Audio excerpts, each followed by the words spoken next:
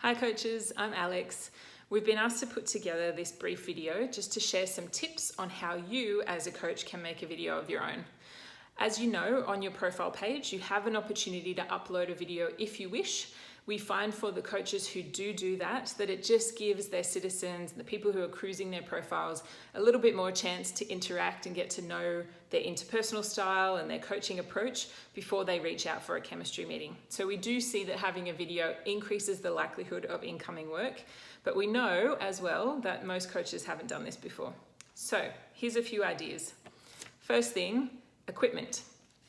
Now, you don't really need anything fancy to do a good video. If you've got a great video recorder or a fancy camera, then good luck to you.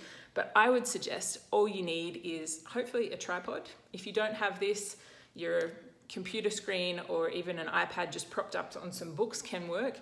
I often just use my phone. You know, the cameras that we have in here today are fantastic, so nothing really that you need.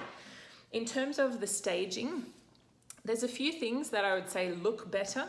One of them is to make sure that you as the coach are in landscape view, meaning that the camera is lengthways across the horizontal rather than in the portrait view.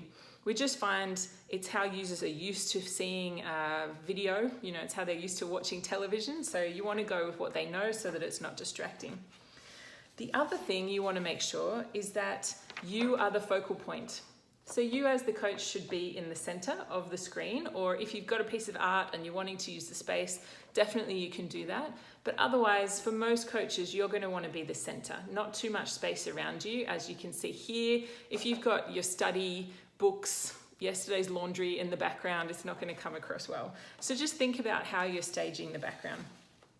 The other thing we find is that our citizens really like to see you stationary. They don't want to see the video moving around. They don't want to see you walking around the office.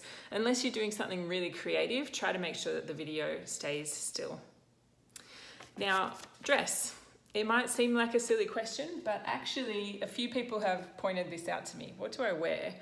Now, my response is always that you want to wear what you're wearing in your coaching practice. If you're the type of person who's coaching senior executives, reflect that. If you're coaching entrepreneurs, reflect that. If you're coaching MBAs, reflect that. It's also saying be who you are. So whatever your natural professional attire is, make sure you're wearing that in the video just so that it comes across as yourself.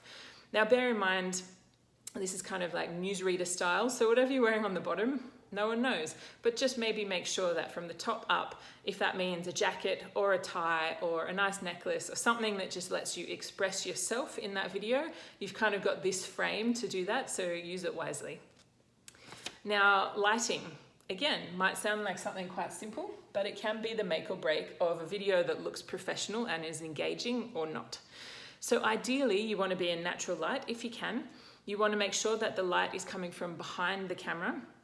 Try not to have light coming from above, because I find, you know, for those of us who are in the more mature coaching category, it can highlight some certain features that you might not be trying to advertise on this video.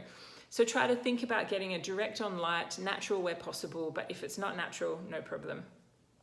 Now, pace. Pace is really important. It has to do with timing. We do recommend that you only have a 30-second to 2-minute video. Anything longer than that and you lose the person's attention, but also you're not really representing who you are as a coach. Our role is to listen, and even though in this video you probably want to express who you are and your style and get across all your credentials, if someone gets the impression that you're a real chatty Cathy, then that might not set the scene for the way you're going to proceed with the relationship. Having said that, you don't want to try to squish more into less time. So think about what it is that's going to make you stand out. You don't need to reread your resume or re-release what's already visible on your profile. You just need to add the flavor, your tone of voice and what's unique about you. So it might just be sharing where your hometown is, what you enjoy about coaching, what brought you to the profession, when you've seen the best outcomes for people. If you want to get creative, that will help you stand out too. So if you want to do a short role play or pose some of the questions that you might ask in a coaching scenario to put that counterpart in the frame of mind, that could really help you stand out. Just make sure the pace is clear, it's articulate, you've thought through what you want to say in advance, but that you're not trying to be too speedy. Now, with reference to that, content is obviously the most important aspect. in addition to how you stage and how you set up this video. So the content itself, I would say make sure that you've got at least speaking points beforehand. Don't read it as a script. Don't try to set yourself up with a newsreader in behind. It'll make you feel artificial and like you're not free-flowing.